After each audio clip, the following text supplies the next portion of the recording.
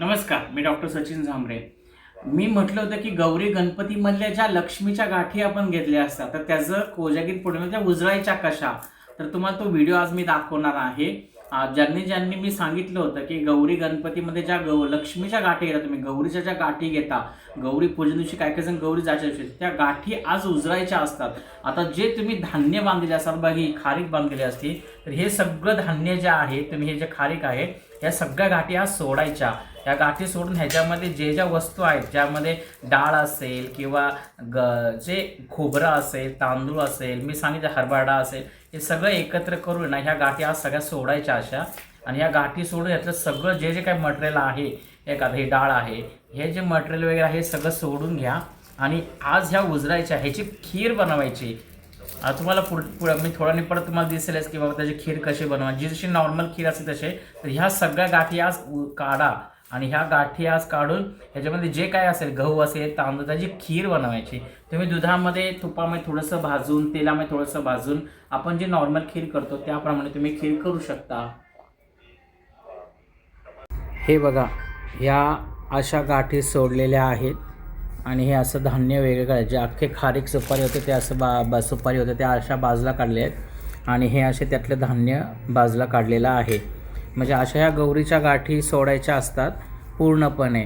आणि आता ह्याचे आपण हे तुम्हाला जर जास्त मोठं वाटतं तुम्ही हे मिक्सरमध्ये बारीक करू शकता आणि मिक्सरमध्ये बारीक करून ह्याची खीर बनवायची आहे. अशा प्रकारे गौरीच्या ज्या गाठी बनल्या असेल, भाद्रपद बनल्या, त्या ह्या कोजागिरी पौर्णिमेला सोडायच्या. तुम्हाला जर आज नाही जमल्या तर तुम्ही उद्या करा. उद्या पण पौर्णिमा आहे, तर तुम्ही उद्यासुद्धा नैवेद्य दाखवू शकता. उद्याचं नाही जमलं तुम्हाला तर बुधवारी किंवा गुरुवारी दाखवा. पण ह्या गाठी अशा सोडायच्या असतात, गाठी बांधून ठेवायच्या नसतात. हे म्हणून म्हटलं की कुठलीही गोष्ट करताना शास्त्रशुद्ध पद्धतीने करायची, ते पूर्णत्वास न्यायचं तर त्याचे रिझल्ट मिळतात, लक्षात ठेवा. ह्या अशा गाठी सोडत. आता आपण ह्याची खीर बनवणार आहे. खीर तुम्ही कशीही बनवू शकता. ह्याची बारीक पेस्ट करा, दुधामध्ये घोटून खीर बनवा आणि त्या खीरीचा नैवेद्य दाखवण्याची पण पद्धत आहे. तर ही पद्धत तुम्हाला मी नंतर खीर, आता बघा तुम्हाला खीर झाल्यावरती तुम्हाला दाखवतो कशी त्याची पद्धत आहे. कारण की त्या खिरीमध्ये चमच्यामध्ये अशी वात लावून त्याला दिवा लावावा लागतो. तुम्हाला मी थोड्या वेळ आपला जाता तुम्हाला थोड्या वेळाने तुम्हाला ते दिसेल.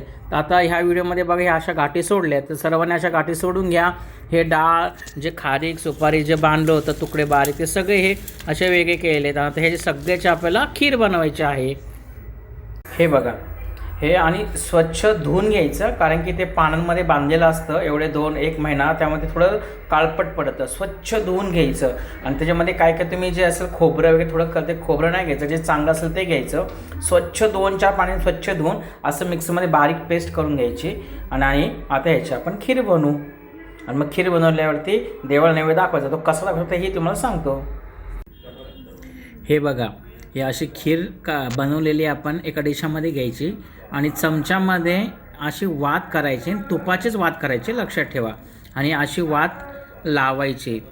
हा संपूर्ण विधी लक्षात ठेवा. आणि ही आपली परंपरा आहे. हे लोक विसरलेले आहेत, हे माहीत नाही. फक्त गाठी घ्यायच्या आणि त्या कुठे ठेवायच्या, काय करायच्या, हे असे लोक विचारतात. तर त्यांना माहीत पण नाही, अशा कुठे ते कानोड्या त्या गाठी पडलेल्या असतात. तर ह्या गाठी कोजागिरी पूर्णपर्यंत जपून ठेवा. आत्ता ज्यांनी केला आहे त्यांनी करा, ज्यांना माहीत नाही त्यांनी पुढच्या वर्षी करा. पण आता बऱ्यापैकी आता आज तुम्ही हा व्हिडिओ मी अपलोड करतो आहे, उद्या तुम्ही बघू शकता. उद्या कोजागिरी पौर्णिमा जी आहे ती उद्या पण आहे. सूर्याला उद्याची लागते, तुम्ही उद्या करा किंवा मग शुक्रवारी करा. मगाशी सांगितलं पण बुधवारीसुद्धा करू शकता तुम्ही. पण तुम्ही हे कोजागिरी पौर्णिमे दिवशीच हे देवीला असा नैवेद्य दाखवायचा असतो. म्हणजे तुमच्या कुलदेवता, जे तुमच्या देवघरामध्ये नैवेद्य दाखवायचा. आणि ही वात तुपाची, आणि हे तूप संपसपर्यंत ही वात राहिली पाहिजे.